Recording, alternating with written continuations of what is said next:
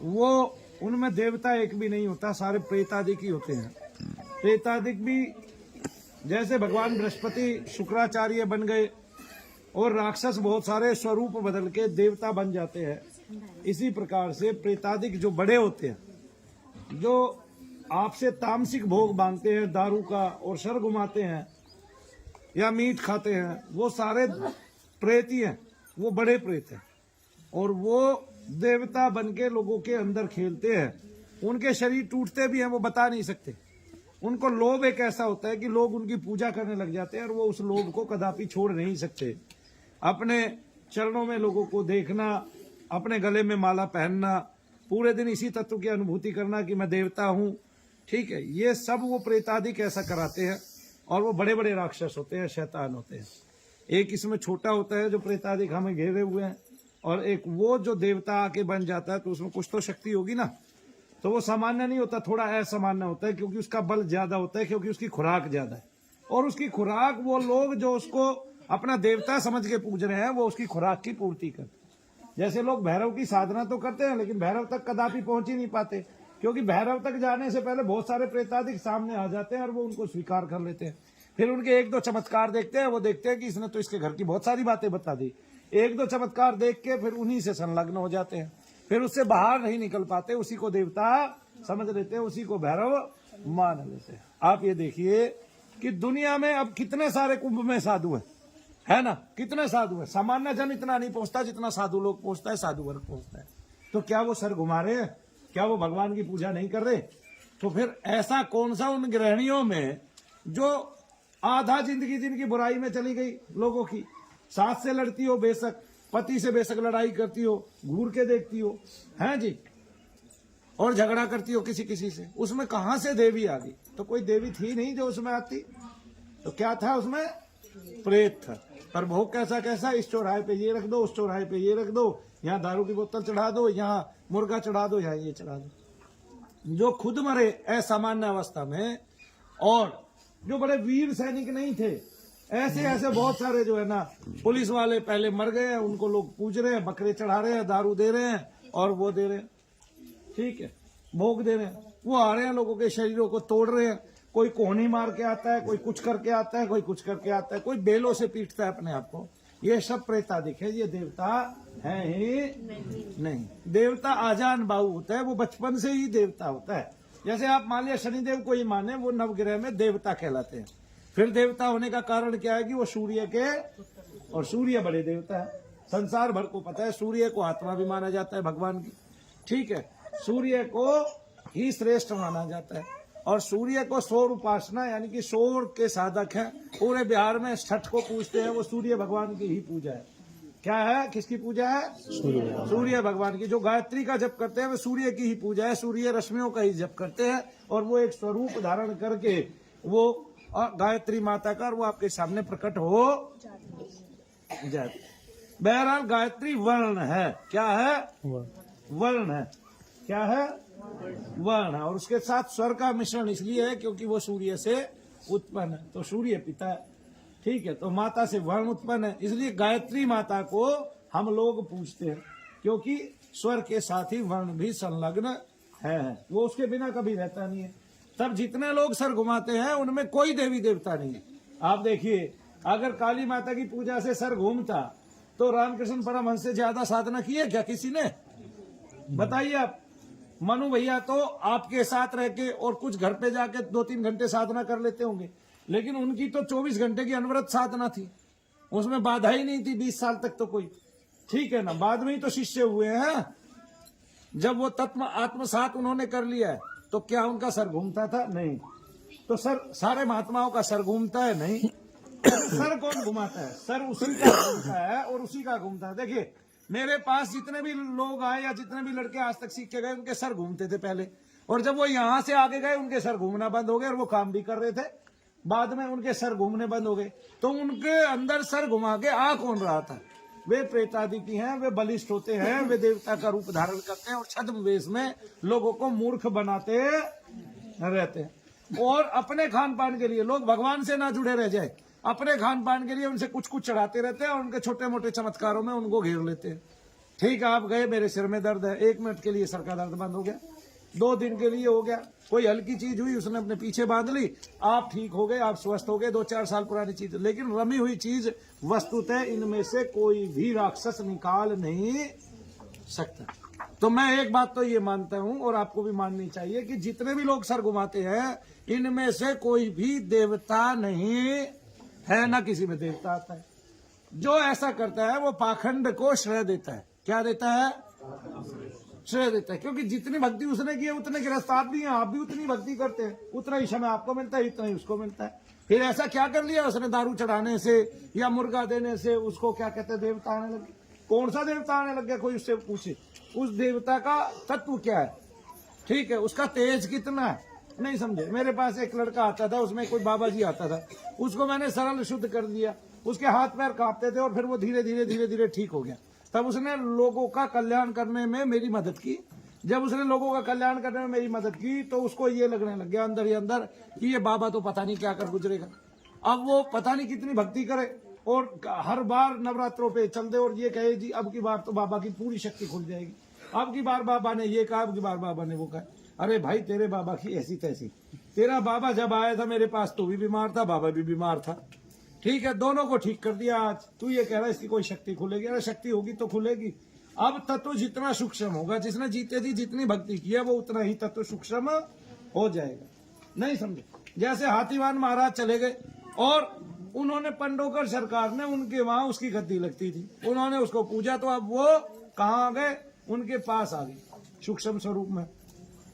और सूक्ष्म स्वरूप में उनको जो भी विचार दे रहे हैं वही दे रहे हैं लोक कल्याण के लिए, और वो विचार वो आगे जैसे ही एक्सप्रेस करते हैं तो उस आदमी की गुप्त से गुप्त बात बता पा रहे हैं। इसके लिए इतना सूक्ष्म होना जरूरी है, यानी कि जीते जी अगर आपने अच्छी साधना की है तो मरणोपरांत या शरीर को देह को त्यागने के उपरांत या उस ब्रह्म स्थिति में जाने के उपरांत आपका जो है आप किसी को लाभ दे पाएंगे। अब हाथीवान महाराज के बाद आइए सन्यासी बाबा की। ऐसे भारत में बहुत सारे महात्मा हुए हैं जो सूक्ष्म हो गए। इसी तरह मुसलमानों में पीर मानते हैं वो, ठीक है, लेकिन जो सर घुमा के आता है वो ये समझ लो वो राक्षस है, क्योंकि वही बुरा भी करता है अच्छा भी करता है। वो जहां उसको भोग मिलेगा दूसरे का वो बुरा कर देगा, और उसके कहने से, अपने भक्त के कहने से जो वो भोग देगा कि उसने अभी वो चढ़ाई तत्काल दारू और उसने कहा जी दूसरे के परिवार में उसके बच्चों पे घुस जाओ, तो वो वहां घुसेगा, वहां कदम रखेगा उसके घर में और धीरे धीरे घुस जाएगा और फिर उसको उसकी इच्छा करके दिखाएगा पूर्ति। और यहाँ क्या मांगेगा, यहाँ मांगेगा खून, यहाँ मांगेगा रक्त, यहाँ मांगेगा मांस, यहाँ मांगेगा मदरा। कौन मांग रहा है, ध्यान से सुनिए। जो प्रेतादिक है इनकी खुराक ही है रक्त, मांस, मज्जा, मेद, ठीक है। और औरतों को जो प्रदर की बीमारी होती है वो, और औरतों को जो मलिन रक्त आता है वो, और जो उस समय में दुर्गंध आती है उसके शरीर से वो, और इसके अलावा आपका जो बाथरूम है, टॉयलेट है, इनसे जो दुर्गंध उत्पन्न होती है वो सारी खुराक किसकी है, प्रेत की है। दारू के अंदर बदबू होती है वो भी खुराक किसकी है, इसके अलावा वो खार खाता है वो खुराक किसकी है, प्रेत की। आपके पसीना आता है, प्रत्येक व्यक्ति को पसीना आता है और वो खा रहा है, सबको पता है, ठीक है। इसलिए शरीर के अंदर और शरीर के बाहर प्रेत रह लेता है। बाहर से भी वो अपनी खुराक आपके पसीने से खा लेता है, चाटता रहता है, आपके कंधों में बैठ जाता है, कंधे वजनी हो जाते हैं, ठीक है। तो इतना प्रेतादिक हो गया है इस समय, और वो प्रबल होता जा रहा है जो कलयुग बढ़ता जा रहा है। ऐसा नहीं है, उसने दुनिया को रोगों में ग्रसित कर दिया, और रोग है भी नहीं उसकी तरफ से तो कष्ट ही है। रोग तो डॉक्टर बना देता है, डॉक्टर उसके तरह तरह के टेस्ट कर लेता है और मशीनों में 2-4 बार घुमा देता है और वो जहां दर्द कहता है वहीं का एक रोग बता देता है। अगर आपकी प्रेत ने कमर में दर्द कर रखा है, डॉक्टर उसको बताएगा कि ये तो तेरी नाड़ी दब गई है और तुझे इसका ऑपरेशन कराना ही कराना। डॉक्टर ऐसे आनंद ले रहा है। तो जो सामान्य वर्ग है वो 2 तरह से पिस रहा है। एक तो जो लोग भारत में ढोंग कर रहे हैं, ठीक है, अंधविश्वास को बढ़ावा दे रहे हैं, और जो सर घुमा रहे हैं उनको यही नहीं पता कि ये देवता थे ही नहीं। आप प्रेतों पे क्या कर रहे हो, प्रेतों को ग्रहण कर रहे हो। और जो इस तरह के काम जिन्होंने आज तक किए हैं उनके कुल बाद में नष्ट हो गए। आज से 3 पीढ़ी पहले किसी का दादा अगर गद्दी लगाता था, लोगों के प्रेत निकालता था, तो वो अब बर्बाद हो लिया वो कुल। ऐसे हजारों लाखों कुल तो मेरे पास आ चुके परिवार और उनके लोग कि उनके सबके प्रेत वहां से आके निकलते हैं। अभी आप देखिए, एक बच्ची को मैं पकड़ूं, उसकी माँ से उसको क्रिया आई है, उसकी नानी से उसको क्रिया आई है, नानी बीमार, नानी की बहनें बीमार, उसकी माँ बीमार, और फिर उसके आगे उसकी बेटी बीमार हुई, सारी बेटियां बीमार, और आगे वो जो है वो तत्व फैलता फैलता उनकी बेटियों पे भी जा लेता है। तो 4 पीढ़ी तक के लोग तो मैंने देख लिए यहाँ, मेरे यहाँ इतने बच्चों को हाजरियां आने लगी सर घुमा के। कौन घूम रहा है भाई? प्रेत हमेशा से बेचैन था, है और रहेगा। क्या था?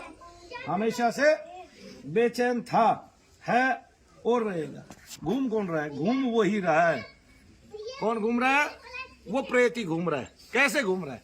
वो आपके शरीर में जैसे मक्खी का आकार होता है काला, मच्छर का आकार होता है काला, इस तरह आपके शरीर में वेग से घूमता है पंखे की तरह। वो बहुत बेचैन आत्मा है, ठीक है। प्रेत को बेचैनी होती है, उग्रता होती है, उसमें क्रोध होता है, वो मरता ही ऐसे है। जब वो शरीर जाता है तो उसमें मोह होता है, लोभ होता है, क्रोध होता है, अहंकार होता है पृथ्वी पर। आपने देखा होगा जब प्रेत आता है, ये तोड़ दूंगा, वो तोड़ दूंगा, इसको मैंने मारा, इसको मैंने ये किया, ठीक है, और बहुत सारी हरकतें करता है। कभी सर घुमाता है, कभी हाथ पैर भगाता है, कभी कुछ करता है, कभी कुछ करता है। ये हो रहा है कि नहीं हो रहा है? हो रहा है। तो क्यों हो रहा है? उसको बेचैनी है, उस तत्व को। तो सर घूमने का कारण क्या? वो जो बिंदु है वो एक बार आगे आया, फिर वो पीछे गया तेजी के साथ, और फिर वो इधर आया, फिर वो इधर आया। तो जिधर जिधर जाएगा उधर उधर सर घूमेगा। उसका वेग ही इतना है, और ये पता ही नहीं किसी को कि ये सर क्यों घूमा। उसने तो सोचा ये तो माता आ गई। कीर्तनों में लोग नाचने लगते हैं, ये सोचते हैं माता आ गई। शरीर सारा टूट के विनाश हो गया, शरीर में दर्द कण कण में भरा है। ये नहीं सोचा 120 वर्ष के लिए भगवान ने आपको शरीर दिया है, और उसमें बिना बात के दर्द पैदा हो गया। मेरी उम्र 47 वर्ष हो गई, और मेरे 47 वर्ष की उम्र में 48वां चालू हो गया, मुझे कहीं भी दर्द नहीं। तो फिर जबकि मैंने इस शरीर का उपयोग पिछले 15 साल में इतना किया है कि कोई सोच नहीं सकता, फिर भी मुझे कहीं भी दर्द नहीं है। तो इसका मतलब क्या है भाई? इसका मतलब यह शरीर दर्द के लिए बनाया ही नहीं था भगवान ने। दर्द कहाँ से आए? प्रेतादिकों से, ठीक है ना। इसलिए हमने, या जितने भी लोग हैं, मंदिर है, प्रेतादिक भी दर्द निकाल देते हैं। आप नहीं समझे? बड़ा प्रेत छोटे प्रेत को खा जाता है, ठीक है। समझ में आ रहा है कि नहीं? जैसे बड़ी मछली छोटी मछली को खा जाती है। आ गए ना समझ में? संसार में यही देखते हो आप, बड़ा छोटे को खा रहा है, और यही हो रहा है। तब क्या होता है कि जिसको बहुत सारे प्रेत को पूजने लग गए लोग, तो वो उनको प्रेत ही प्राप्त होते हैं। वो खुद भी प्रेत बनते हैं जो प्रेत को पूज रहा है ना। आप देखिए, लोगों ने कोई देवता भी नहीं छोड़ा है कि देवता के नाम से ही वो हाजिरी लेने लगे हैं। तो प्रेत क्या करता है कि जैसे जीते जी कोई आदमी, ठीक है, उसका मानसिक पटल ठीक नहीं है, वो हनुमान जी की पूजा करता है, लेकिन मर गया किसमें? हनुमान जी का बहाना था। मर गया किसमें? मर गया उग्रता में, व्यग्रता में, है जी, जटिलताओं में मर गया उलझ के, और वो प्रेतादिक रूप को प्राप्त हो गया। तब वो क्या करेगा? उसको हनुमान जी सुंदर लगे थे, हनुमान जी की वो पूजा करता था, हनुमान जी बन के आ जाता है। अब आता कैसे? मुंह को फुलाता है। क्या करता है? उसको ये लगता है तू मुंह फुलाएगा और हाथ में गदा ले लेगा तो तू हनुमान जी बन जाएगा। क्या यही हनुमान जी हैं क्या हमारे? तो दुनिया भर के महात्मा रोजाना जप करते हैं, उनमें आपने आज तक नहीं देखा फला देवी आ गई, फला देवता आ गई। वो जो औरत कुटिल भी थी, सास को मार के अलग करती है और पति की आंखों में घूर के देखती है, वो शाम को उसमें देवी आ जाती है, काली आ जाती है, और वो लोगों का कल्याण करने लगती है। ऐसा कैसे संभव है? कभी सोचा ही नहीं किसी ने, ऐसा कैसे संभव है? तो ये क्या करती है कि उतारे, यहाँ का उतारा दिया, वहां की चौक दिया, तेरा फला काम हो जाएगा, तेरा ढिगड़ा काम हो जाएगा। अपना पति धक्के खा रहा है, ठीक है, और रोजाना उसके पैसे गिन रहा है दान पात्र के, अपना पति उसका, ठीक है, और दूसरों की सरकारी नौकरी लगवा रही है। जैसे मैं यहाँ बैठ के ये कहूँ कि मैं तुझे विदेश भेज दूंगा, मैं तो खुद गया नहीं, तुझे कैसे भेज दूंगा भाई? नहीं समझे आप?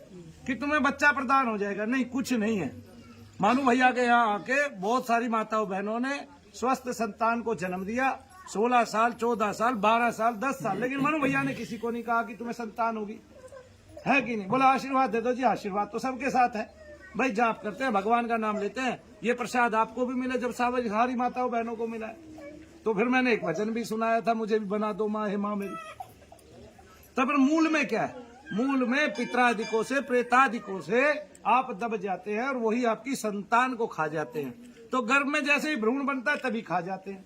कुछ प्रेतादिक इतने चतुर होते हैं, वो जब थोड़ा सा मोटा पिंड होता है तब खा जाते हैं, तब हाथ पैर बनने ही नहीं देते, उसके बनने ही नहीं देते। हमारा ये काम वो सफल होने ही, हमारे शास्त्रों तक में लिखा हुआ है कि जिनको पितरादिक दोष है उनकी वंश वृद्धि रुक जाती है। जब शास्त्रों की बातें झूठी कैसे हो सकती है फिर? इसका मतलब तो वाकई में ही यही बात है। तब ये सब जो हमारे पुरखे थे, जिनको हम आज पूज रहे हैं, जिनकी मूर्तियां बना रखी हैं, तस्वीरें बना रखी हैं, उनका स्वभाव कभी नहीं देखा हमने। उन्होंने कभी जाप तो किया नहीं। भाई आप एक बात बताइए, आप शर्माएंगे नहीं? आप खुद दारू पीते हैं छिक छिक के, और आपका बेटा भूल गया, किसी ने उसको बताया नहीं तेरा बाप तो दारू पीता है, तू उसको पूजता है भाई। और पूजता है तो वो क्या मांगेगा तेरे से आते ही? पहले तो तेरे शरीर में घुस जाए, अगर घुस गया तो दारू ही मांगेगा, तब तू ना चाहते हुए भी पिएगा। तूने कभी पीना हो जिंदगी में? तेरे बच्चों ने ना पियो, और पोते को घेर लिया, जो शरीर कमजोर मिलेगा वो उसी में घुस जाएगा। सारी दुनिया तो पितरादिकों का पूजन करके ही मर गई। किसी को पता ही नहीं था हम गलत कर रहे हैं। क्यों? क्योंकि पता ही नहीं है भाई मेरा बाप दारू पी के मरा है, उसने सारी जिंदगी ऐब किया है। ये पता ही नहीं है लोगों को कि भाई जो तुम्हारे कुल में सबसे ज्यादा ऐब करके मरा है, तुम उसका ज्यादा पूजन कर रहे हो, तो हमारा भाई ऊत पित्र है। ये नहीं पता ऊत पित्र ने कितनी लड़कियां छेड़ी थी, ये नहीं पता ऊत पित्र ने कितने झगड़े मोल लिए थे, ये नहीं पता ऊत पित्र ने कई लोगों का मर्डर भी कर दिया था, ये नहीं पता उस ऊत पित्र ने 24 घंटे दारू पी के झगड़ा करता रहता था, ये नहीं पता वो ऊत पित्र अपने माँ बाप को ही पीटता रहता था। तो उस ऊत पित्र के तत्व जो है वो आपके घर में घूमेंगे। अगर वो आपके बेटे में आ गए तो जैसे वो अपने माँ बाप को पीटता था ऐसे ही आपका बेटा पीटेगा। उसमें ये लक्षण था नहीं, लेकिन ये रम गया, और जब वो अपने होश में आएगा तो ये कहेगा मम्मी पापा गलती होगी, मुझे तो पता ही नहीं कि कौन कर रहा है कौन नहीं कर रहा। नहीं समझे? तो इसलिए ऐसे पितरों को भी पूछना बंद करो जिनका जीवन बेढंगा था। कैसा था? बेढंगे जीवन को पूछ क्यों रहे हो? आपका आदर्श कौन है? इससे अच्छा तो आप भगत सिंह को ही पूछ लो। आपका आदर्श कौन है? इससे अच्छा दुनिया भर के महात्मा संत भारत में हुए उनको ही पूछ लो। आपका आदर्श कौन है? इससे अच्छा तो महर्षि दयानंद को पूछो। आपका आदर्श कौन है? इससे अच्छा तो आप विवेकानंद जी को पूछो। आपका आदर्श कौन है? आज भारत में 60,000 से ज्यादा, 1 लाख के करीब तो महिलाओं में काली माता आती है, और कई लाख लोगों में हनुमान जी आते हैं, फिर भी लोगों का कल्याण नहीं हो रहा। कहाँ है ये हनुमान जी? हनुमान जी का क्या वही वेग है जो एक शरीर में रहता है? क्या उनकी यही क्षमता लिखी है कि ये आएगा हनुमान जी किसी में और ये 4 महिलाओं को बच्चे देगा, 4 को फूल चढ़ाएगा, 4 को ये करेगा, 4 को वो करेगा, 4 के भूत निकालेगा? ऐसे हनुमान जी की यही क्षमता है क्या? तब हनुमान जी आते हैं तो हनुमान जी जैसी क्षमता कहाँ गई फिर उसकी? काली माता आती है तो काली माता जैसी क्षमता कहाँ गई? काली माता ने प्रविष्ट किया। अरे जिनके आने का अगर आप जप कर रहे हैं तो विस्फोट होता है, भयंकर नाद होता है, ऐसा लगता है कि बम फट गए हैं। ठीक है, और आपको सुनाई देता है, किसी और को सुनाई नहीं देता। अगर 10 लोग सोए हैं, कोई एक काली माता की पूजा कर रहा है और काली माता ने आज उसको दर्शन दे रहे हैं, तो विस्फोट हो गए। तो उनको समझ में ही नहीं आ रहा देवता के आने का एक विस्फोट उत्पन्न होता है, शोभ होता है। ठीक है, जब देवता कदम पृथ्वी पर पड़ता है या उसकी तरंगे पृथ्वी पर आती हैं तो इतना जैसे बिजलियां गड़कती है, ऐसा विस्फोट हो जाता है बहुतों के साथ। नहीं समझे? बाद में वो सरल हो जाता है, लेकिन शुरुआत में क्या होता है, क्योंकि जब वो उसके यहाँ पदार्पण करता है, ठीक है, जब उसकी भूमि पर पदार्पण करता है, आपकी भूमि पर जब देवता आता है तो देवता के कदम जब पड़ते हैं, रोज पड़ते रहे तो ठीक है, लेकिन जब पहली बार कदम पड़ते हैं तो विस्फोट होता है, भयंकर बम जैसी आवाज आती है और आप भयभीत हो जाते हैं, या उसकी तरंगे आपकी कमर से घुसती हैं और आप भयभीत हो जाते हैं। नहीं समझे? और इतना भय लगता है कुछ हद नहीं।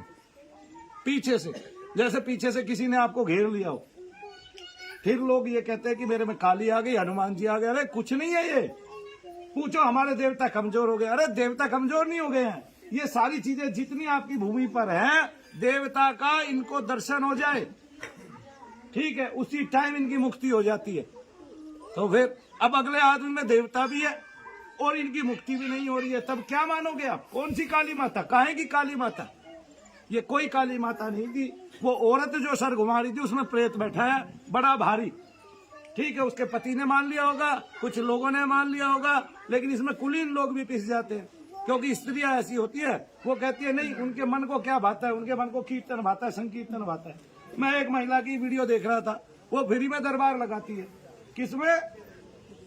अब फ्री का दरबार क्या करता है कि फ्री में ठीक होने के क्या नुकसान है, कि वे क्या करते हैं कि जैसे ही आप जाओगे काली माता का भजन चला देंगे, आप नाचने लगोगे। अरे भाई आप नाचे थके, अब 15 दिन तक आपको हाजिरी नहीं आ रही है, चीज नहीं कटी कहीं भी, क्या नहीं आ रही है? हाजिरी नहीं आ रही है, थक लिया आप एक ही दिन में, ठीक है। वो हाजिरी सदा के लिए कभी बंद नहीं हो सकती, कभी भी, किसी भी सूरत में, किसी भी कीमत पे, और वो तत्व भी वहीं के वहीं रहता है। उल्टा वो तत्व शांत हो जाता है। किस लिए? क्योंकि उसको पता है रोज दारू पीने को मिल रही है, रोज कहीं ना कहीं ये चढ़ावा चढ़ा रही है हमारे लिए, रोज कहीं ना कहीं कुछ ना कुछ करवा रही है। किसी को कहती है चौराहे पे ये रखिया, किसी को कहती है चौराहे पे वो रखिया, किसी को कहती है चौराहे पे ये रखिया। मानो भैया ने आपसे कब कहा चौराहे पे ये रखिया हो? कभी भी किसी को कोई उपाय बताया हो, वो बताए, किसी को याद हो पिछले 20 साल में कि तू चौराहे पे फला चीज रखा? कोई ये बताए 20 साल में कि मनु भैया ने किसी से दारू चढ़वाई है? कोई ये बताए पिछले 20 साल में कि मनु भैया ने किसी को मांस भक्षण करने के लिए या मांस खिलाने के लिए कहा है देवताओं को? ठीक है, तब हमारी बलि में नारियल कैसे आया? हमारी बलि में इतने स्वस्थ पदार्थ कैसे आए? क्योंकि देवता जो है वो स्वच्छ ही भोग है उसका। देवता का कैसा भोग है? स्वच्छ भोग है। देवता के शरीर से भी सुगंधियां आती है, छिटकती है, और देवता सुगंधियों को ही ग्रहण करते हैं यज्ञ के माध्यम से। किसको ग्रहण करते हैं? सुगंधियों। और दैत्य जितने भी है, राक्षस इस सृष्टि पे जितने भी हैं, वे दुर्गंध को ग्रहण करते हैं। तब जो मांस भक्षण करता है उसको आप देवता कैसे कह सकते हैं? आपने उसको क्षेत्रीय देवता मान लिया। लोगों का दुर्भाग्य है कि लोगों ने ऐसे ऐसे को क्षेत्रीय देवता मान लिया जो राक्षस थे। आप चौक पे पूछ रहे हैं, चौराहे पे पूछ रहे हैं, मांस दे रहे हैं, ये दे रहे हैं, वो दे रहे हैं, और बता रहे हैं काली का भोग जो है वो ये है। काली का भोग मांस है, काली का भोग मान लिया रक्त है। किसका? राक्षस का, जिसका वो वध करने चली अपने भक्तों को बचाने के लिए। काली का भोग ये कब है? उसने स्वरूप रखा, लेकिन क्या मांस भक्षण करने के लिए? नहीं, अपने भक्त की रक्षा, क्योंकि उसको विभत्स होना पड़ेगा उन राक्षसों का वध करने के लिए। और वो राक्षस, ऐसे विभत्स राक्षस इस भारत के समाज में घुस गए हैं, इसलिए लोग बीमार है। प्रत्येक व्यक्ति उन्हीं की पूजा करने लग गया है, इसलिए लोग बीमार है। प्रत्येक व्यक्ति अपने उन पितरों को पूजने लग गया है जिनका जीते जी आचरण सही नहीं था। अगर हम उनके आचरण को देख लेते तो आज हो सकता है कि हम उनके सामने जो है बैठते हुए भी शर्माते कि ये मेरा पिता है, ये मेरा भाई है, ये मेरा ताऊ है, ये मेरा चाचा है। लेकिन हम उनको पूज रहे हैं, उनकी मूर्तियां रख रहे हैं, उनके तत्वों को याद कर रहे हैं, और वो हमारे शरीर में घूम रहे हैं, वो हमारे आसपास घूम रहे हैं, और उससे हम कष्ट को सिरोधार्य कर रहे हैं। कष्ट हमारे पास आ रहा है, उत्पन्न हो रहे हैं। बोलिए शनिदेव महाराज की। तो गहराई से कौन सोचेगा? जो तत्व बहुत सूक्ष्म है, जो प्रेतादिक है, उसको डॉक्टर नहीं देख पा रहा। वो दुनिया भर की हमें बीमारियां बता रहा है। वो मनु भैया के सामने आके बीमारियां ठीक हो रही हैं। अरे भाई, जिस आदमी ने मंत्र जप के अलावा कुछ ना सीखा हो और वो यज्ञ करता हो, उसके सामने खड़े होकर दर्द ठीक ही कैसे हो गया? इसका मतलब वो दर्द था ही नहीं, इसका मतलब वो रोग था ही नहीं। इसका मतलब एक तत्व है सूक्ष्म, वो आपके शरीर में धसा हुआ है, और उसके वहां से हटने से वो दर्द गायब हो गया। बताइए ऐसा हुआ कि नहीं? बोलिए शनिदेव महाराज की। हजारों लाखों लोगों को मैं देखता हूं, और मैं किसी दिन बैठ के गिनता हूं ना, तो कई हजार लोगों की धीरे धीरे करके शक्लें याद आ जाती हैं कि ये लोग यहाँ से ठीक हो गए, जो बहुत टिपिकल केस थे। एक माता जी तो कल भी आई थी, उनकी कितनी हाजिरी आती थी आप देखिए, और कितनी बुरी हाजिरी आती थी इस उम्र में, और वो यहाँ से ठीक हुई। एक औरत 6 साल कहीं बिता के आई, उसकी हाजिरी यहाँ से बंद हुई। एक औरत एक दिन आई थी बुराड़ी से, हमने यहाँ दिखाया था उसको कितनी ताकतवर चीज थी, और बताया भी था, और वो यहाँ 1-1.5 साल उसने यहाँ सेवा की, और वो बिल्कुल ठीक हुई। तो ऐसे ठीक भी होना है। ठीक है, ये तमाशा कब तक करोगे भाई? शरीर घूमता है। आप देख रहे हैं कि 1 महीने से लगातार शनिधाम में ऐसा हो रहा है कि आपकी हाजिरियां उत्तरोत्तर बंद होती जा रही है। होना भी यही चाहिए। मेरा अथक प्रयास भी यही था कि सबकी हाजिरियां बंद हो, होना भी यही चाहिए। अब सबकी बंद हो रही है, 2 की रह भी गई, 2-4 की। हमारा काम तो उत्तमता से हो रहा है ना, उनकी भी एक दिन बंद हो जाइए। उत्तरोत्तर तत्व कम होना चाहिए, तत्व कम होना चाहिए। हमने मान लिया कष्ट बहुत झेले हैं, लेकिन आप देखिए ना, राजा सगर ने 60,000 संतानें खपा दी केवल पितृ को दोष को समापन करने के लिए, और लास्ट में भूमि पर भागीरथ 1000 वर्ष की तपस्या करके किसको लेके आए? उस जन्म पुत्री को लेके आए, जिसको माता गंगा बोलते हैं। 1000 साल की तपस्या कर, एक पितृदोष के लिए ब्राह्मण हमारे से क्या नहीं कराता? कोई नारायण बलि कराता है, कोई पाठ कराता है, कोई श्रीमद् भागवत कथा कराता है, कोई गया जी में पिंडदान कराता है। इसके अलावा हम हर रविवार को खीर बना के देते हैं अमावस को। इसके अलावा रविवार को बहुत सारे लोग हर रविवार को ही पूजते हैं पितरों को।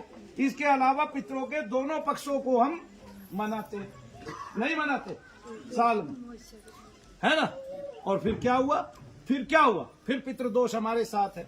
इसका मतलब क्या है कि जो पहलवान बन चुका है आपको पीटने के लिए, उसको आप और भोग दे रहे हैं और वो आपको और पीटता जा रहा है और घर में कष्ट घूमते जा रहे हैं। आपको पता है भारत के सुख में 80% जो सुख है वो पितरों ने छीन लिया है, लोगों से प्रेतादिकों ने छीन लिया है। लोग क्रिश्चियन क्यों बने? लोग कह रहे क्रिश्चियन बने, क्रिश्चियन बने, क्रिश्चियन बने। अरे क्यों बने भाई? उनके शरीरों में दर्द थे, वो डॉक्टरों के पास गए, उनसे ठीक नहीं हुए। वो जब क्रिश्चियन बने तब उन्होंने वोट ली तो उनके दर्द हर 15 दिन में दर्शन करने के बाद कम हो जाते हैं, हर 15 दिन में दर्शन करने के बाद कम हो जाते हैं। तो उन्होंने देखा दवाई कोई चल नहीं रही है और इतने सारे भगवानों से भी पीछा छूट गया। कोई कहे तो शिव जी को पूछ ले, जो जिसका इष्ट है वो उसको पूछ रहा है और उसी को पूजवा रहा है। मनु भैया ने आज तक नहीं कहा किसी को कि तू शनि को पूछ ले, उसी को कि तेरा भाव है, अब तू पूजन कर रहा है तो तू पूज ले। किस पे थोपा भाई? एक आदमी ऐसा बता दो जिसको मनु भैया ने कहा तू जबरदस्ती नहीं, तुम्हें तो शनि को ही पूजना है, उस तक जरूर दी है। मैंने बहुत सारी स्तुतियां लिखी है ईश्वर की, वो इसलिए दी है क्योंकि वो कष्टकारी देवता भी है। वो ऐसा देवता है जो इस दुनिया में कष्ट को भी उत्पन्न करता है और उसकी शरण में जाने से वो कष्ट को खत्म, उसकी शनि ढैया आती है, साढ़े सती आती है, महादशा आती है और ये सब लोगों को विदित है और वो करता है ये काम। कोई कहता है ग्रह नहीं होते, क्यों नहीं होते ग्रह? एक बाबा जी तो कहते हैं शनि तुम्हारे ऊपर चढ़ गया है जी, कोई शनि भाटा है, पत्थर है। एक बाबा जी तो ऐसे ऐसे शब्द व्याख्यान यूज करते हैं। तो शनि और राहु ऐसे नहीं चढ़ते हैं, उनकी तरंगे आती हैं बहुत ही सूक्ष्म। जो तरंगे आपके लिए अच्छे के लिए आती हैं भगवान की, वही बुरे के लिए भी आती है। अगर आपको कर्म फल कोई भोग देने वाला है तो वो शनि महाराज है और वो उसी का भोग देता है जो आप इस जन्म में करते हो। पिछले जन्म का आपके पास कोई हिसाब नहीं है, कोई हिसाब आपके पास पिछले जन्म का नहीं है। कोई भी व्यक्ति पिछले जन्म का कोई हिसाब नहीं लेके आया। अगर उसके पास कोई हिसाब है तो बस यही है कि कोई अच्छे घर में पैदा हो रहा है और कोई छोटे घर में पैदा हो रहा है। उसने तो सबको मानव बना के पैदा कर दिया। हिसाब पिछले घर का कैसे बताएंगे? कोई कहे आपके जन्म में पिछले जन्मों का कष्ट है, आपके जीवन में इस कष्ट को तो भोगना ही पड़ेगा। बेटा रे, महात्मा कहते हैं बहुत अच्छी सी बात बता, बेटा रे ये तो पिछले जन्म का कष्ट है, ये तो तुमने संचय किए होंगे, तो तुम्हारे संचय में आएंगे, तिवारी ऐसी तैसी संचय किए होंगे। फिर ये काहे कहते हो कि मानव योनि जो है असाध्य है? मानव योनि कितनी लाख योनियों के बाद मिलती है, फिर वो श्रेष्ठ कैसे हुई? अगर आपको कर्म फल में इस मानव योनि में कष्ट मिल गया तो श्रेष्ठ थी नहीं, फिर वो कभी हो भी नहीं सकती। फिर ऐसी योनि श्रेष्ठ जो पिछले जन्मों से कर्म भोग लेके आ रही है। अरे कर्म भोग बस इतना ही है कि तुम किसी बड़े छोटे घर में पैदा उत्पन्न हो लिए, माता पिता तुम्हें कर्म भोग के अनुकूल मिल लिए और इसके अलावा कोई कर्म भोग नहीं है। फिर जैसा यहाँ बोगे, जैसा यहाँ वैसा ही काटोगे, यहीं पे कर्म भोग है। आप बताइए मुझे, मनु भैया ने आज समाज के लिए अच्छा करना चालू कर दिया और उसको निरंतर 20 साल तक करते रहे, तभी तो तुम लोग मेरे पास आके बैठे हो कि नहीं बैठे हो, और तभी मुझे सुन पा रहे हो। ऐसे अगर मनु भैया ने जो पहले दिन किया था वो कुछ दिन बाद उसका अगले दिन वो उसका पास्ट बन गया, और जो कर रहे हैं निरंतर वो वर्तमान है। तो वर्तमान में निरंतर अच्छा करते जाओ, वही पास्ट बनेगा और उस सारे को जुड़ने के बाद उसका भविष्य पे वजन हो जाएगा, तब भविष्य अपने आप अच्छा हो जाएगा। अब देखिए, इतना अच्छा करने के बाद भी कई महात्मा पाप कर बैठते हैं कि नहीं कर बैठते हैं। फिर उनको उनका फल मिलता है, फिर वो उससे चिंतित होते हैं, भाई इसको तो जेल होगी। क्यों चिंतित होते हो भाई? तुमने तो कर्म ही किया था, तुम तो कर्म भोग ही सिखा रहे थे लोगों को। कर्म का फल तो भोगना पड़ता है, नहीं समझे आप? तो फिर इससे कहां डर रहे हो? इसका मतलब तुमने ऐसा कर्म किया, अब उसका फल तो सामने आएगा। आपने अच्छा कर्म किया, उसका फल ले लिया 20 साल आप राजा बने, घूमे रहे, आपके पास बड़े बड़े सांसद आ रहे हैं, बड़े बड़े नेता आ रहे हैं, और उस अच्छे कर्म के बाद आपने बुरे कर्म कर दिए तो उनका फल भी तो अगले 20 साल बाद मिल जाएगा या 10 साल बाद मिल जाएगा। और उन्हीं कर्मों में ऐसे कर्म शामिल थे तो बीच में फल आएगा कि नहीं आएगा? लांछन भी लगेंगे कि नहीं लगेंगे? तो फिर सारे काम होते। तो अच्छे के लिए बुरे के लिए दोनों के लिए आदमी को तैयार रहना चाहिए। अब हमारा प्रारब्ध क्या है? हमारा प्रारब्ध ये है कि हम फला दादा की संतान है, ठीक है, वो इतनी उच्चता को प्राप्त थे। अब हमारा संचय क्या है? हमारा संचय ये है कि हमारे पिता ने हमें बिना देखे और हमारे पैदा होने के बाद हमारे लिए बहुत कुछ संचय कर दिया। तब हमारा वर्तमान क्या है, क्रियामान क्या है, जो अब कर रहे हैं। फिर उससे इसी तरह प्रारब्ध जुड़ेगा, इसी तरह संचय जुड़ेगा और इसी तरह क्रियामान जुड़ेगा। तो फिर हम कहां से कर्म? अब भाई ये तो आपके पुराने कर्मों का भोग है, पिछले जन्मों कर्मों का भोग है। अरे नलायको, हमें ये बता दो, पिछले जन्मों में अगर हमने इतने ही बुरे किए तो मानव क्यों बने? इतनी उत्कृष्ट योनि को आप जो है अशोभनीय बना रहे हैं। इतनी उत्कृष्ट योनि को आप जो है कीड़े मकोड़ों की तरह इस्तेमाल कर रहे हैं, उनकी तरह आप संबोधित कर रहे हैं हमें। 84 लाख योनियों के बाद मानव का शरीर मिला है। मानव का उच्च ही सबसे बड़ा है, उसका पैदा होना ही सबसे बड़ा है। फिर हमने कौन सा नीच कर्म किया कि हम मानव बने? नीच कर्म करके मानव बनते हैं क्या? और उनके ऐसे ऐसे बुरे कर्म हम भोगते हैं? नहीं, हम जो भोग रहे हैं वो अपनी करनी भोग रहे हैं। हम जो भोग रहे हैं हम लीक से हट गए इसलिए भोग रहे हैं। कितने देवताओं को आज हम पूज रहे हैं इस संसार में, जो मांस भक्षण करते हैं, दारू मांगते हैं, बकरा मांगते हैं, मुर्गा मांगते हैं। तो वो राक्षस को पूज रहे हैं। राक्षस को पूजोगे सुख ले लोगे? बताओ आप मुझे भाई, राक्षस को पूजोगे सुख ले लोगे? किसी की ऋषि की शरण में गया हुआ बच्चा सारी जिंदगी सात्विक जीवन बिताएगा, यज्ञ करेगा, उसमें खतरे उतने ही कम होंगे। और किसी राक्षस के साथ रहने वाला जो दूसरों की गर्दन काटता होगा, एक दिन उसकी भी तो कट जाएगी। ठीक है, अब उसके प्राण छोड़ने में और उसके प्राण छोड़ने में दोनों में अंतर आ जाएगा। वो उग्र था इसलिए राक्षस की संतान राक्षसी बनेगा। तो जिनके सिर घूम रहे हैं, तुम क्या सोच रहे हो मरने के बाद इनके ये दूसरों में जाके सिर नहीं घुमाएंगे?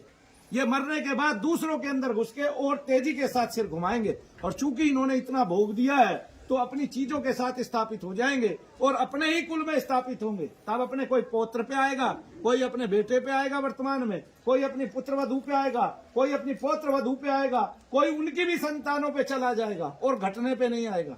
तब इस तरह कुलों का विनाश हो रहा है, कुलों का क्षय हो रहा है और कोई इस बात को जान नहीं रहा। और लोग क्यों क्रिश्चियन बन रहे हैं? लोग इसलिए क्रिश्चियन बन रहे हैं कि हमने इसको ढोंग ढकोसला अंधविश्वास कह दिया। हाँ है, कुछ होगा, सारा तो नहीं है।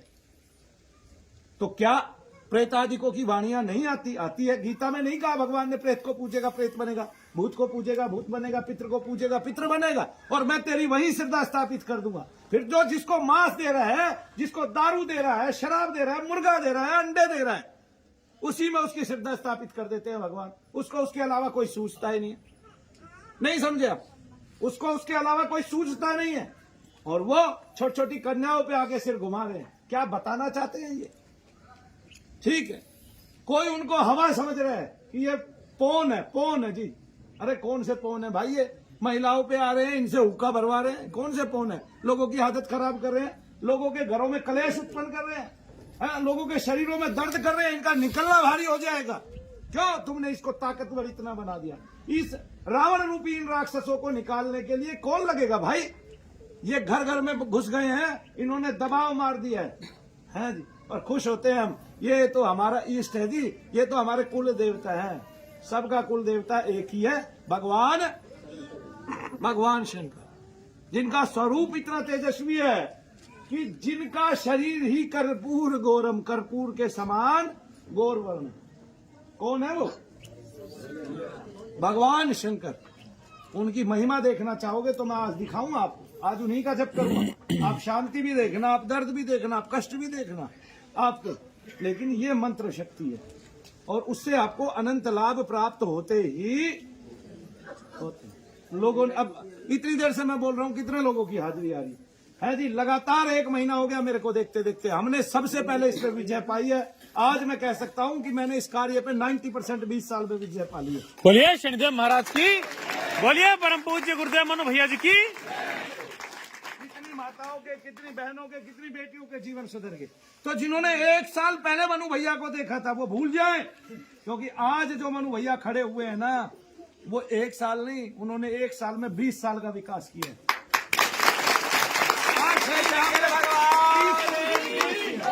लिख के दे सकते हैं कि इस आदमी की हाजिरी नहीं, प्रत्येक आदमी की हाजिरी शनिधाम से बंद हो सकती है। वो इत्मीनान रख के यहाँ रहेगा और शुक्र मनाएगा, भगवान से प्रार्थना करेगा, तो मेरे साथ इसी यज्ञ भूमि पर ठीक होकर जाएगा और स्वस्थ होकर जाएगा। और एक बात, जो यहाँ से स्वस्थ होकर जाएगा, दूसरों को तो वो अपने वचन से ही स्वस्थ कर देगा, क्योंकि उसके अंदर इतना साहस और धैर्य होगा, कुछ हद नहीं समझे। और मनु भैया कोई गलत दावा नहीं करते हैं, उन्होंने कभी आज तक झूठ नहीं बोला। क्यों बोलेंगे? किस लिए झूठ बोलेंगे? जब मैं सेवा करने के लिए उतरा हूं तो मैंने उसको इतना सिरोधार्य किया कि एक बच्चे ने अभी बताया कि गुरुजी कभी छुट्टी नहीं करते हैं, गणतंत्र दिवस की भी नहीं की, दिवाली की भी नहीं करते, होली की भी नहीं करते, किसी भी दिन की छुट्टी नहीं करते। क्या त्योहार मनाना मुझे नहीं आता है? क्या लोगों के यहाँ जाना मुझे नहीं आता है, लेकिन मुझे एक बात है कि मैंने जब मैं बहुत छोटा था एक लड़की की हृदय पर या पेट पर पत्थर रखे हुए देखा था। बालाजी में मैं गया था और मेरी बुआ की लड़की साथ थी। उस दिन मेरे रोंगटे खड़े हो गए थे और मैं दो ही बात सोच रहा था, एक तो इस लड़की से शादी कौन करेगा, और एक इसका जो सर इतनी तेजी से घूमता है और ये धम धम। एक बार दूसरी लड़की थी एक वहां पे क्या कहते हैं बालाजी के मेन गेट पे, एक बार वो इधर थम्मे मारती थी सर, एक बार इधर मारती थी, कमर मारती थी और उससे आवाजें आती थी। मैं छोटा था, मैं डर भी रहा था, लेकिन विचार वही चल रहा था और वही विचार पुष्ट हुआ। भगवान ने उसी कार्य पे ला छोड़ा जो काम मैं करता था। हालांकि मैंने ग्रेजुएशन की, पोस्ट ग्रेजुएशन की कॉमर्स से, आर्ट्स का स्टूडेंट होते हुए कि 12th तक आर्ट्स थी, मेहनत की, पसीना भी बहाया, काम भी किया साथ साथ और उतार चढ़ाव भी देखे जिंदगी के, सामान्य जीवन को जिया। लेकिन मैं एक चीज में अपने आप को भाग्यशाली मानता हूं कि जिस दिन मैंने भगवान को पूजा उस दिन एक 15 रुपए की तस्वीर से अगले 21 दिन के अंदर, 20 दिन के अंदर वो निकल कर तरंग के रूप में मेरे मस्तिष्क में समा गया। बस इसके लिए मैं उसको शुक्रगुजार हूं और भाग्यशाली मानता हूं। बदल गई और ये पता चलता है कि मेरे प्रत्येक कार्य को मेरे सामने बैठ के देख रहा है। कहाँ बैठ के देख रहा है? सामने बैठ के देख रहा है। तब कम से कम 10 साल जमीन पे बैठ के मैंने गुजारे हैं। ठीक है, जो आज गद्दी पे बैठा है तुम्हारे सामने, उसने जमीन देखी है। ये इस जमीन पे बैठा हूँ 15-15 घंटे, 18-18 घंटे बाद वॉशरूम गया हूँ। लोग 2-2 घंटे में थक जाते हैं, मेरे यहाँ बैठने वाला नहीं थकता। लोग कहते हैं कि 1.5 घंटे में आसन सिद्ध होता है, तो मनु भैया के यहाँ तो प्रेत आदि को जो प्रेत आदि को से पीड़ित है उनके भी सबके आसन सिद्ध हो गए हैं, क्योंकि वो मेरे साथ पूरा दिन मेरे यहाँ बैठे रहते हैं और वे सारे सिद्ध पुरुष ही हैं, क्योंकि जो भूत प्रेत के बारे में इतनी सूक्ष्म बातें जान गए हैं। कम से कम वो ये तो जान गए हैं ना कि जो लोग सर घुमा रहे हैं वो केवल प्रेतादिकों से घुमा रहे हैं, उनके शरीर टूटते हैं बकायदा, किसी को ना पता, उनके दर्द रहते हैं। एक तो बहादुरगढ़ की माता थी, वो कह रही थी कि आपके शरीर में कंधे भारी होने लगे, वजन बढ़ने लगे और आपको दर्द होने लगे सर में और फिर सर घूमने लगे, तो समझो माता का पदार्पण हो गया। मैंने कहा लो जी, काट दिया कलेसी से। बोला माता आ गई, ये समझ लेना उसी टाइम। हद है भाई, ऐसे ऐसे विचार, ऐसे ऐसे वक्तव्य पढ़ाने वाले जब लोग आपके बीच में होंगे तो होगा क्या। मैं समाज को भला देखना चाहता हूँ। एक दिन इस लड़की की बहुत बुरी हाजिरी आती थी, ये खूब घूमती थी, आज ठीक है, मैं सुकून में हूँ। किस में हूँ? सुकून में हूँ। एक पीछे बैठी थी, ये पगले आजम बन के आई थी, मुगले आजम हो गई आज मेरे लिए। सुकून में हूँ मैं। एक बच्ची उधर बैठी थी वहां, अभी कहाँ बैठी है अनन्या, बहुत बुरी हाजिरी आती थी, मैं सुकून में हूँ। 2 बच्चे छोटे अभी ठीक हुए, मैं सुकून में हूँ। मैं अपनी पीढ़ी को बचा पाऊंगा, कम से कम उनको सिखा तो पाऊंगा, भाई सीख लो ये बात। ठीक है, एक बात देखिए कि हर आदमी मनु भैया बन के अगर 200-200 घरों का भी उद्धार करेगा तो फिर उन 200 घरों में से कम एक व्यक्ति तो मैं पैदा कर ही पाऊंगा ना।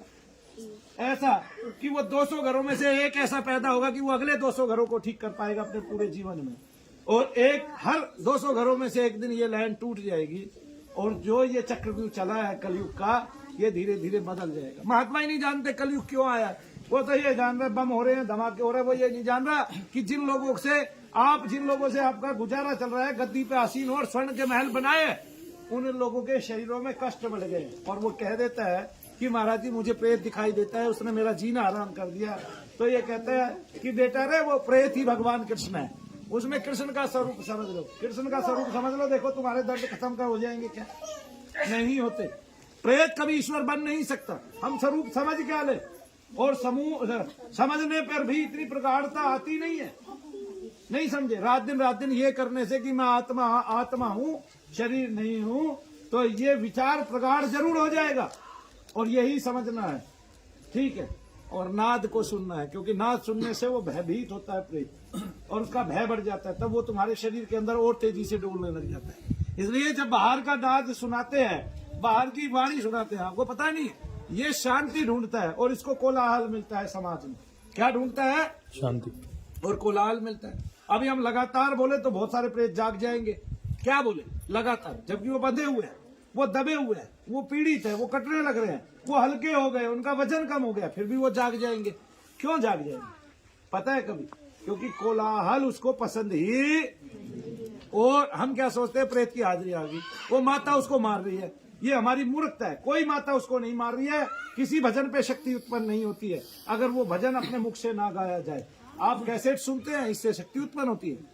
आप दूसरे के मुख से वो सुनते नहीं, साथ गा रहे हैं तो शक्ति उत्पन्न हो सकती है, क्योंकि वाणी आपकी लग रही है। और साथ नहीं गा रहे हैं और कान से सुन रहे हैं तो कोई शक्ति उत्पन्न नहीं होती। तो फिर क्या होता है, या तो प्रेत शांत बैठ जाता है, मान लिया आपने हनुमान चालीसा सुना दी, या फिर वो खेलने लगता है, दबाव बढ़ा देता है। तब आपकी दो ही सूरत होती है, इससे तीसरी सूरत होती नहीं है इससे अलावा। तब फिर क्या है, तब प्रेत को आप नाद सुनते हैं या घंटा भी सुनाएंगे लगातार तो वो खेलने लग जाएगा। क्यों खेलने लग जाएगा भाई? क्योंकि उसको शोर पसंद ही।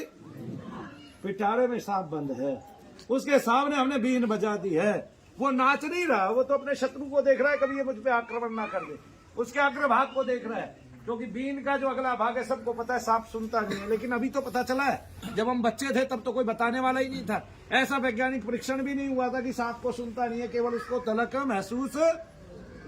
इसलिए जंगल में जब भी जाओ तो चप्पल या जूते पहन के जाओ और पैर को इतनी जोर से रखो कि धरती कप कप आए। तब पृथ्वी पे जो हल्की सी भी आपकी कंपन होगी, सांप वहां से हट जाएगा, भाग जाएगा या खड़ा हो जाएगा, आपको पता चल जाएगा सांप है समक्ष या सामने। आया समझ में?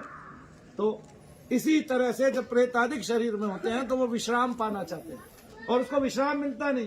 आप किसी के यहाँ ले जाओ, वो जाएगा माता का भजन चला देगा, वो खेलेगा, वो शरीर के अंदर उतनी तेजी से दौड़ रहा है, इतना सा तत्व है बिंदु मात्र, ना निकालने वाले को पता है कि ये अंदर क्या है इसकी, बस वो ये समझ रहा है प्रेत है। अरे प्रेत क्या है, आकार क्या है उसका? आकार केवल एक बिंदु मात्र है। और जब हम उसके शरीर को देखना चाहते हैं तो हमें उसका वही स्वरूप नजर आएगा जो पहले था, और वो स्वरूप बहुत सूक्ष्म हो चुका है। क्योंकि मानव शरीर से हम, क्योंकि आत्मा नाम ग्रहण कर लेती है, इसलिए जब सोते हैं तो कोई नाम पुकारता है, शरीर सोया हुआ है, कोई नाम पुकार रहा है, आप जाग गए। क्यों? क्योंकि मन ने नाम ग्रहण, उस लिंगीय शरीर ने नाम ग्रहण कर लिया, इसलिए सोए हुए भी जाग जाते हैं, है ना। फिर एक दिन सोते हैं, फिर खूब नाम लेते रहते हैं, फिर खूब हिलाते रहते हैं, फिर वो कहने पे भी नहीं जागता। क्यों? क्योंकि वो आत्मा और वो मन बुद्धि आपके शरीर से निकल के बाहर हो चुकी है, अब वो अहंकार सहित बाहर हो चुकी है। अब उसमें जितना मलिनता है, जितना अग्नि तत्व बढ़ा हुआ है, वो अग्नि तत्व आपको प्रेत और पितृ और देवता बनाता है। तो आप ऊपर वाले का नाम नहीं लेंगे, ऊपर जाएंगे कैसे? ऊपर वाले का नाम छोड़ दिया, नाम पकड़ लिया यहाँ का, यहाँ के देवताओं का, ये सोचते हैं हमारे शरीर में आके कुछ खेले। अरे निकम्मो, जो खेलेगा वो प्रेत होगा। क्या होगा? जो खेलेगा वो बड़ा राक्षस होगा, ठीक है, और वो भगवान का रूप धारण कर लेगा। वो कभी शंकर जी किसी में नहीं आते, सबको पता है शंकर जी बनोगे तो सांप मिल जाते हैं, वे लिपटाने पड़ेंगे, ठीक है। काली माता सब में आ जाते हैं, किसी किसी में तो दुर्गा जी भी आ जाए। हाँ जी, हाँ जी, महिला का पेट इतना मोटा है और दुर्गा जी आ गई, इतना मोटा पेट में दुर्गा जी आ गई, देखो इतना मोटा पेट है महिला का, दुर्गा जी आ गई। बोला कौन आता है भाई? माता आती है। कौन सी माता आती है भाई? दुर्गा जी आती है, जिसके 12 हाथ है, उसके पास तो एक शेर भी है, लाओ तो सही है। ये वाली दुर्गा जी तो पेशाब भी कर देगी डर के मारे, और एक बार शेर ने दहाड़ दिया तो हो सकता है टॉयलेट भी साथ ही आ जाए। नहीं सुनी था बहन जी? इस तेरे में दुर्गा जी आ जाए, ऐसा कैसे संभव है? आनी नहीं चाहिए ना, आनी नहीं चाहिए, इसने मना कर दिया, नहीं आनी। काली आ गई, वो मुंडमाला पहन ली। मुंडमाला कौन सी? प्लास्टिक वाली, सारी में 1 किलो वजन है, असली मुंडमाला में 2 किलो वजन है। डाल लो तुम 70 पीस, 70 दूनी 140, गर्दन ही टूट जाएगी। क्या टूट जाएगी? गर्दन ही टूट जाएगी। ये उसमें चुड़ैल है, उसको देवी बना दो भैया, देवी है, थोड़ी देर में देवी बन के सामने आ जाएगी, यूं खड़ी हो जाएगी, यूं करके खड़ी हो जाएगी, अब देखेगी भी यूं जैसे देवी देख रही हो। बोलिए शनिदेव महाराज की। इसलिए समाज को हमने सुधारना है भैया। क्या करना है? सुधारना है, अपनी अभिव्यक्ति को ठीक रखना है, अपने मानस पटल को स्वस्थ रखना है, स्वच्छ रहना है। हमें पता होना चाहिए कि हम क्या कर रहे हैं इस जीवन में, हमें पता होना चाहिए कि कष्ट आया कहाँ से। कष्ट को सूक्ष्मता से ध्यान करो, देखो, तब पता चलेगा कि जितने लोग बीमार और हॉस्पिटलों में हैं, अगर वो मन ही मन मानसिक जप करने लगे और उनके जप से उनके शरीर के भार और रोग ना बढ़े और उल्टा स्वस्थ होते चले जाए, तो समझो कि वो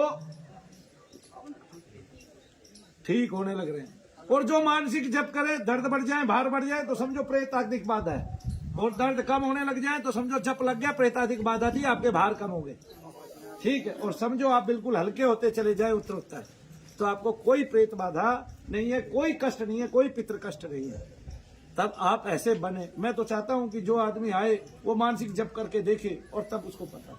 लाखों गुरुओं ने आपको गुरु मंत्र दे दिए, गुरु के सामने बैठे आप दर्द में तड़प रहे हो प्रेतादिकों के, और गुरु आपका मखौल उड़ा रहा है। गुरु कह रहा है, वैसे तो गुरु बता रहा है कि मैं तुम्हें मंत्र देता हूँ, नरसिंहाए ये और इसको करोगे तो सारे भूत प्रेत भाग जाएंगे। और गुरु जो है उस मंत्र को जप के दूसरे का प्रेत भगा के नहीं दिखा रहा है। इसका मतलब वो अपनी स्वार्थ सिद्धि कर रहे हैं, वो अपने मनोबल को कम नहीं करना चाहता और वो लोगों से हारना नहीं चाहता। वो ये बताना ही नहीं चाहता कि ये मेरा विषय नहीं है, ये मुझसे होगा ही नहीं। फिर मंत्र काहे दे रहा भाई, मंत्र काहे दे रहा?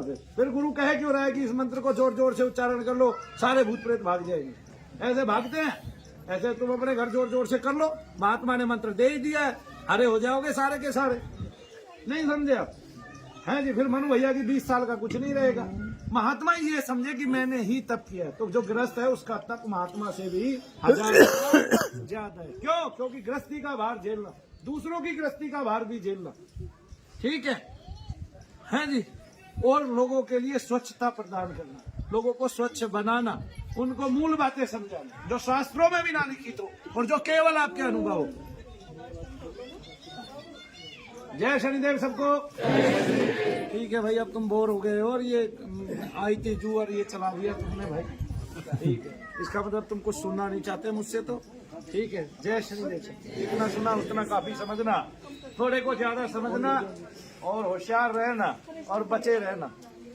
क्यों? क्योंकि मैंने बहुत लोगों को जाते हुए यहाँ से देखा है, वो अधूरा साहस छोड़ के चले गए। मनु भैया जी ने अपना साहस नहीं तोड़ा और वो भाग गए और उनमें से बहुत सारे लोग मर गए, ठीक है। करौली कानपुर वाले ने भी कहा, देख मनु भैया मैं तेरी बहन को जल्दी ठीक करके दिखाता हूँ। तू बहन मानता है ना लड़कियों को, 2 महीने के अंदर ये हरी हो जाएगी। वो 2 महीने में मर गई। मेरे लिए भी कहा कि तू 1 साल में यहाँ दरबार में आके माफी मांगेगा, नाक रगड़ेगा राधा रमन गुरु जी से। मैंने कहा उसके सामने तो मैं कभी माफी नहीं मांगूंगा, जो एक कुंवारी औरत को साथ रखे रहा और उसी को मां बना के पुजा रहा है और खुद पिताजी बन गया। नहीं समझे? क्यों? क्योंकि मैं ग्रस्त हूं, मैं संसारिक भी हूं, मैं जानता हूं संसार में कैसी आपकी मान्यता होनी चाहिए, ठीक है। मैं जानता हूं कि एक दिन करौली वाला त्रिशूल पकड़ा के लोगों के भूत झाड़ता था। मैं ये भी जानता हूं वो पानी में डुबा के, मेरे पास वो सारी वीडियो भी है, वक्तव्य भी है, सब मैंने सेव करके रखा हुआ है। क्योंकि मुझे पता था एक दिन ये लोगों पे भारी पड़ेगा और भगवान शंकर बन के उभर जाए। वही ना, जैसे जो पहले क्या होता था कि जो बहुत सारे ऐसे नेता होते थे जो नीचे से कमीनापन स्टार्ट करते थे और ऊपर तक जाते जाते और इतना बड़ा पद हासिल कर रहे थे, सांसद बन जाते थे, ऊपर तक जाते जाते और कमीने हो जाते थे, ठीक है। और रुपयों की इतनी भरमार हो जाती थी कि बोला भाई यहां से लेके वहां तक उसी की दौलत है, ठीक है। जो बड़े बड़े महल खड़े हो जाते थे, है ना। ऐसे ही वो भी है, भगवान ही बन गया एक दिन, देख लो, ठीक है। लोगों को बहका ही लिया आखिरकार कि मैं तुम्हारी स्मृतियों से रोग हटा रहा हूं, तुम्हारे फलाना रोग है, तुम्हारे ढिगड़ा रोग है। ये नहीं पता 5 लाख रुपए में रोग हट रहे हैं, और रोग भी कोई नहीं हट रहा है क्योंकि उसके यहाँ आए हुए लोग मनु भैया ने ठीक किए हैं, और एक नहीं कम से कम 100, और उनकी वीडियो बनाई है ठीक होने के बाद। और वो कभी वीडियो नहीं बना पाया क्योंकि सामने खड़े करके वो आदमी केवल आपकी हाजिरी वस्तुतः 5 मिनट में वैसे ही बंद हो जाएगी। आप कोई भी आदमी हाजिरी ले रहा है, कोई आदमी ऐसा है जिसकी हाजिरी लंबी चल सकती है, वरना तो 5 मिनट में सबकी हाजिरी बंद हो जाएगी। आप छेड़ो मत, एक बार छेड़ के बंद कर दो, काम खत्म। फिर आप समझो कि मैंने ठीक कर दिया, खड़ा करोगे उसको तो वो शैतान जो है वो शांत हो जाता है। आदमी को लगता है मैं ठीक हो गया, ठीक कुछ नहीं हुआ। वो जब वहां से लौट के आता है तो मनु भैया को बताता है अपनी पीड़ा, प्रभु जी ठीक नहीं हुआ। तो हम कहते हैं कि वो तो हमें पता ही था, वो तो हमें पता ही था, तुम्हारे पीछे कमीना लगा हुआ था, तुम्हारे पीछे एक और बड़ा शैतान जो पृथ्वी पे जागता हुआ शैतान है वो लग गया। नहीं समझे? जिसने तुम्हें बहका लिया, जो तुम्हारा आज तक लेपन ही कराता रहा कई लाख रुपए का, ठीक है, जो तुम्हारी भी स्मृतियों के साथ खेल गया, ठीक है। रोग क्या हटा गया? तुम्हारी स्मृतियों के साथ खेल गया। तो जो चीज जैसी है वो उसी तरीके से निकाली जाए तो ठीक है, उसकी जड़ कहीं है। उसके लिए हमारे महात्माओं ने, संतों ने कहा है बहुत कुछ, ठीक है। हमारे पुरानों ग्रंथों में लिखा हुआ है, हमारे आयुर्वेद के ग्रंथों में लिखा हुआ है, उसके द्वारा दिया गया कष्ट लिखा हुआ है, वो उन्माद लिखा हुआ है। जैसे उन्माद में लोग आ जाते हैं, यहाँ सभी लोग खेलते थे, अब नहीं खेल रहे हैं। इसका मतलब कोई बात है, इसका मतलब उनको रोग नहीं है। ये बात तो समझ में आती है ना, इसका मतलब रोग तो है नहीं ना भाई। मान लिया ये 24 घंटे है करती रहती थी, रोग तो नहीं है। ये हाउ हाउ करती रहती थी, रोग तो नहीं है। इसका मतलब क्या है? इसका मतलब इसको प्रेतोन्माद है, इसको पित्रोन्माद। और वो क्या फिर डॉक्टर कौन ठीक करेगा उसको? डॉक्टर तो कहेगा ही नहीं, वो तो 4 पकड़ेंगे फौरन, आपको उन्माद भी चढ़ रहा होगा, 2-4 इंजेक्शन लगाएंगे। अब वो उन्माद खत्म कैसे हो जाता है? डॉक्टर ये कहता अच्छा तो फिर वो मेरे पास आई, ठीक कैसे होगी? अब मैं ठीक नहीं हुई डॉक्टर, जब मैं तेरे इंजेक्शन लगाऊंगा और तेरे को कहूंगा डॉक्टर कूला ढीला छोड़, वो टाइट करेगा, कूला ढीला छोड़, वो टाइट करेगा, सुई जो पास आएगी। तो जीते जी जो भाव है आपका, मरने के बाद भी तो वही भाव होगा। जब मरने के बाद जो बीमारी आपकी है, जो बीमारी आपको हुई थी, वही दूसरे को आ जाती है। आप 10-5 साल किसी के शरीर में एंटर कर जाते हैं तो फिर कहते हैं एक शरीर में बहुत सारी आत्माएं आ नहीं सकती, आ नहीं सकती। तो माँ के पेट से 3 बच्चे कैसे पैदा हो जाते हैं 3 आत्मा लेके? तब उनकी एक ही आत्मा होती है क्या 3 में विभक्त हो जाती है? तब एक ही आत्मा सर्वात्मा हो गई, तब एक ही आत्मा जो है वो सब में है। फिर अद्वैत ही तो है, द्वैत है ही नहीं कहीं नहीं। और मानो तो सब जगह द्वैत ही द्वैत है। तब मैं अलग ईश्वर अलग, मैं एक आत्मा ईश्वर सर्वात्मा। नहीं समझा? ऐसे हो जाता है ईश्वर परमात्मा, ऐसे हो जाता है। तब हमने ये बातें कभी गंभीरता से सोची ही नहीं है। फिर कहता है कि एक शरीर में 3 आत्मा आ नहीं सकती। अरे माँ के गर्भ में 3 आत्मा आ रही है, 7 आत्मा आ रही है, 7 बच्चे पैदा हो गए किसी के, है ना, फॉरेन कंट्री में। और वो अच्छा इतना बड़ा पंजाब नेशनल का, पंजाब केसरी का अखबार, और उसके पूरे फ्रंट पे उसके 7 बच्चों की तस्वीर देख लो। वो बड़े भी हो गए, वहाँ पे छान लेना भाई, किसी को मिले तो कोई। बोलिए शनिदेव महाराज की। 1 के 11 भी हुए। गाय के भी ऐसे हो जाती है आत्मा, तो उनमें भी है। जीवों के भी अन्य ऐसे हो जाती है, 2-2, 3-3, 4-4, 5-5। नहीं समझे? फिर दूसरी आत्मा क्यों नहीं आ सकती एक शरीर में? और आत्मा तो सूक्ष्म ही है, तरंगी है, वो तो ऐसे ही तरंग रूप में घुस गई। बस ये है कि जब वो प्रेतादिक और मलिन पित्रादिक, यानी कि प्रेतादिक ही। अब किसी ने कल पूछा था कि पितृ प्रेत कैसे है? मेरे घर का तेरे अंदर प्रेत, तेरे घर का मेरे अंदर प्रेत, वो तेरे घर का तेरे अंदर पितृ, मेरे घर का मेरे अंदर पितृ। नहीं समझे? तो वो प्रेत ही पितृ है। जो ऊपर नहीं गया वो प्रेत है, वो पितृ नहीं है जिसको आप नीचे पूछ रहे हो। ऊपर वाले तो आप कैसे देखोगे? ऊपर वाले को तो आप आकाश मार्ग में देखोगे, क्योंकि वो ऊपर है। भगवान राम ने अपने पिता को आकाश में देखा, न कि जमीन पे देखा, और न कि जमीन पे उन्होंने मांगा, और उनकी तृप्ति की पिंडदान से, और अगस्त ऋषि ने कराई। ये क्या आप मिटा सकते हो रामायण से? ये दृश्य क्या आप मिटा सकते हो रामायण से? नहीं मिट सकते, नहीं मिटा सकते। तो फिर तो मान लो ना भाई, पितृ ऊपर रहते हैं, नीचे रहते ही नहीं। पितृलोक भी ऊपर है। कहाँ है? ऊपर। बोलिए शनिदेव महाराज की। ये राक्षस भी ऊपर से ही आते हैं, राक्षस बन गए कि मैं ऊपर से आया हूँ। एक बार ऊपर जाते हैं, फिर आते हैं, और भैया टूट पड़ते हैं लोगों पे, लोगों को खा रहे हैं। ठीक है कि नहीं? तो इसलिए श्रेष्ठ जीवन तो यही है कि आप सत्य का धारण करें। श्रेष्ठ जीवन यही है, आप वही आचरण करें जिस आचरण, जो आचरण सिद्ध हो सके, और जिसपे सभी चल सके, और जो किसी को कष्टदायक ना हो। इसलिए गीता महान है, क्योंकि गीता का आचरण प्रत्येक व्यक्ति कर सकता है जो इस संसार में उत्पन्न हुआ है। मैं एक बात मानता हूं कि काफिर ढूंढते फिरते हैं कौन? मुसलमान। कौन ढूंढते फिरते हैं काफिर? मुसलमान। काफिर है कौन? मान लिया मनु भैया धर्मी है, तो क्या हमारे धर्म में विधर्मी नहीं है? है तो वो विधर्मी जैसे हमारे धर्म में है और हम धर्मी हैं, तो इसी प्रकार से मुसलमानों में भी विधर्मी है। उनमें आप क्या सोच रहे हो? उनमें कोई ऐसे नहीं है जो अल्लाह को ना मानते हो? ऐसे हैं कि नहीं है? ऐसे भी है। ऐसे भी है जो 5 टाइम नमाज ही नहीं करते, एक भी टाइम नहीं करते, ऐसे भी है। तो विधर्मी उनमें भी है, हम में भी है। वे भी एक दूसरे के पैर खींचते हैं। और यह हिंदुओं में क्या कम विधर्मी है? कम मान रहे हो आप? हिंदू ही होके आप रामायण जला रहे हैं, हिंदू ही होके आप रामायण जला रहे हैं। उसका भाव, उसका सार, उसका अर्थ आपकी समझ में नहीं आ रहा। बस वो एक लकीर के फकीर हो गए कि ढोर गवार शूद्र पशु नारी ये सब ताड़न। आपने ढोल को ताड़ा, आप ढोल बजाना सीख जाओगे, क्योंकि ढोल सारी दुनिया में सबसे सरल वाद्य है। आप ढोल को थोड़ी देर ताड़ लो, आप ढोल बजाना सीख जाओ। आप ये नहीं सोच रहे कि जिसकी लेखनी से भगवान शंकर लिख रहे हैं अपने मन की बात आप लोगों के लिए, और वो रामायण लिखा रहे हैं, और जो साइन कर रहे हैं बकायदा सत्यम शिवम सुंदरम, और रामायण ऊपर आके रखी है, उसकी वाणी झूठी कैसे हो सकती? अब गंवार जो गंवार है आप उसको धमका दोगे एक बार वो मान जाएगा, है जी। पशु है जी, पशु का यहाँ ताड़ना मारना भी आ सकता है, क्योंकि हम भी मान लिया भैंस है और वो अपने उस पर अड़ रही है तो हम उसको मार देते हैं, कोहनी भी मार देते हैं, लठ से भी मार देते हैं, ठीक है। या भैंसा अलग चाल चल रहा है तो, और नारी, आप 5 भाई बात कर रहे हो और 5 भाइयों में नारी कूद पड़ी, एक भाई की नहीं बंटवारा गलत है, मैं ज्यादा लूंगी, मैंने ज्यादा सेवा की है सास की, तो वो धमकाएगा कि नहीं धमकाएगा भाई? तो फिर नहीं समझे। कोई पैर दबा रहा है, आपका सेवक है, आपके 4 मित्र आ गए और वो अभी तक आपका पैर दबा रहा है, तो आप उसको केवल आंखों से घूर के देखोगे, मारोगे तो हो ही नहीं उसको, क्योंकि वो हल्का सा घूरने से ही, हल्की नजर से ही समझ जाएगा उठ के पानी लाना है सबके लिए, नहीं समझे। फिर आप बातों के अर्थ अलग निकाले थे। आजकल एक महात्मा ने अलग ही फंडा रच दिया है, शंकर सुवन केसरी नंदन है ही नहीं, वो ये कह रहे हैं।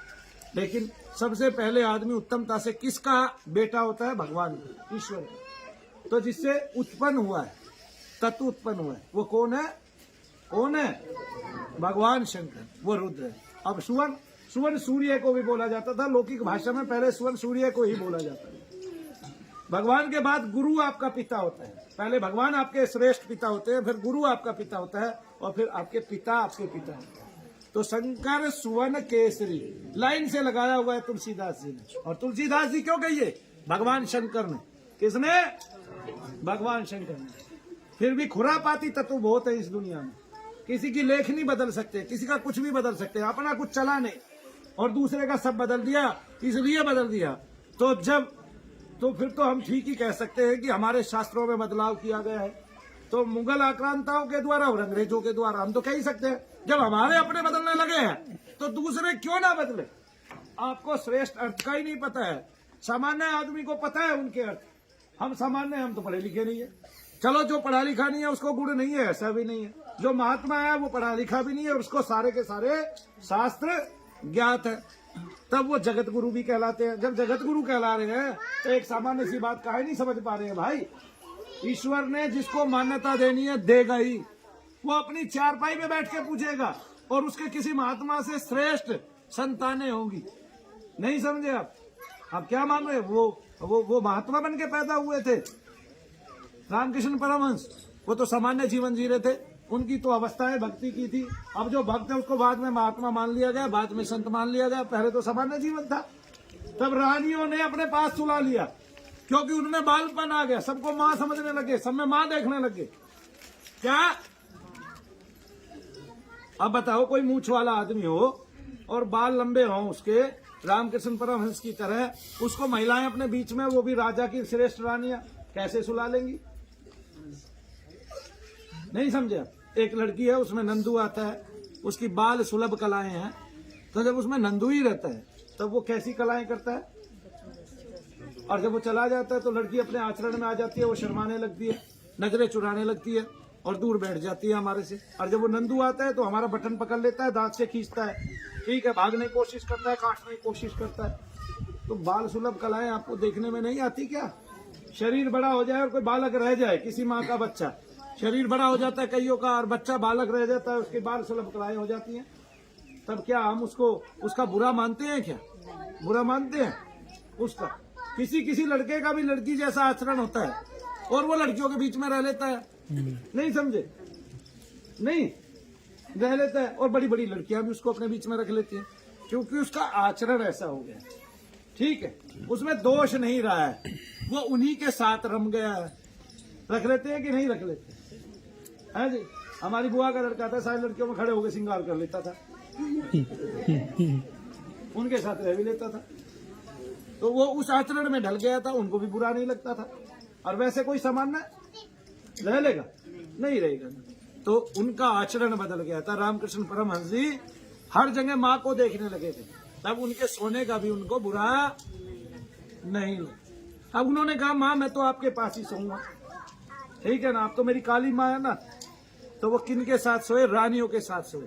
तो क्या राजा को बुरा लगा? नहीं, राजा को बुरा नहीं लगा। लिखित है ये, अपने पास से बना के नहीं कह रहा हूँ औरों की तरह, ठीक है ना, प्रमाणित है, ये पुस्तक में लिखा हुआ है बकायदा, रामकृष्ण परमहंस मिशन संघ वालों की, आया समझ में? तो इसलिए अपने बच्चों को अच्छा साहित्य पढ़ाओ, अच्छे आचरण सिखाओ और ये प्रेतादिकों से भी दूर रहो। इसलिए बचपन से भक्ति करो। आप कहोगे बाद में कि मेरा बेटा दारू पीता है, बाबा दारू छुड़ा दो। दारू नहीं छुड़ाएंगे। हाँ, अपने बच्चे को हनुमान जी का क्या करा दो, हनुमान चालीसा पढ़ाओ और उनको हनुमान जी के व्रत कराओ, तब वो दारू को छुएंगे नहीं। यहाँ तक कि लहसुन प्याज तक नहीं खाएंगे, तब किसी को बताने की जरूरत नहीं है। आप कहो मैं भक्ति करती हूँ, मैं तो हनुमान जी को मानती हूँ, मेरा बेटा दारू पीता है। उसने तो नहीं माना ना। जब वो मान लेगा तो उसका आचरण छूट ही जाएगा और एक नए आचरण की नींव पड़ जाएगी। तो वैसे पुलिस वाले भी हनुमान जी का मंदिर बनाते हैं थानों में और हनुमान जी का आचरण करते हैं कि हम सेवक हैं, सदैव सबके लिए सबकी रक्षा में तत्पर। क्या है वो क्या है? ऐसे ही है जी, सेवा में आपकी तत्पर, सेवा में तत्पर, सेवा में सदैव तत्पर। सेवा में सदैव तत्पर। और भी तो कुछ कहते हैं, हाजिर है। तब देखो पुलिस वाला हनुमान जी होता है, प्रत्येक पुलिस वाला हनुमान जी होता है। अब वो आचरण को विपरीत रखता है, लेकिन है तो हमारे लिए हनुमान जी ना, हमारी तो सेवा के लिए बना है ना। हम तो हनुमान जी मानेंगे, हम तो हर पुलिस वाले को हनुमान जी मानेंगे और भयभीत भी होंगे उनको देख के। अब वो अपना आचरण विपरीत रखे, चाहे पूरे समाज के लिए नहीं, है ना। अब तो ये पुलिस वाले के हाथ में वो हनुमान जी बने कि नहीं। पहले तो हर जवान को हनुमान जी की एक तस्वीर दी जाती थी, हर पुलिस वाले को उसकी जेब में रखी होनी चाहिए थी ऐसे, तो वो हमेशा अपने हृदय पे हाथ रख के प्रभु मैं इनकी सेवा कर पाऊं जो सामने आया है। अब ऐसा करते हैं क्या पुलिस वाले? तो उनके आचरण में बदलाव हो गया। ये तो वो जाने, ये तो वो पुलिस वाले जाने कि उनके आचरण में इतना क्यों बदलाव हुआ। कोई पुलिस वाला है तो बता दे भाई, कोई क्यों बदलाव है? आप पुलिस में? अच्छा, कोई है पुलिस वाला बताएगा भाई आचरण में इतना बदलाव कैसे आया, कहाँ से आया।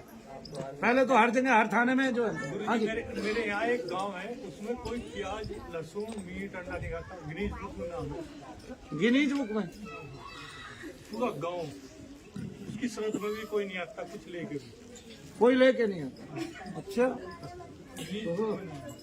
बोलिए शनिदेव महाराज की। यूं तो मुरथल में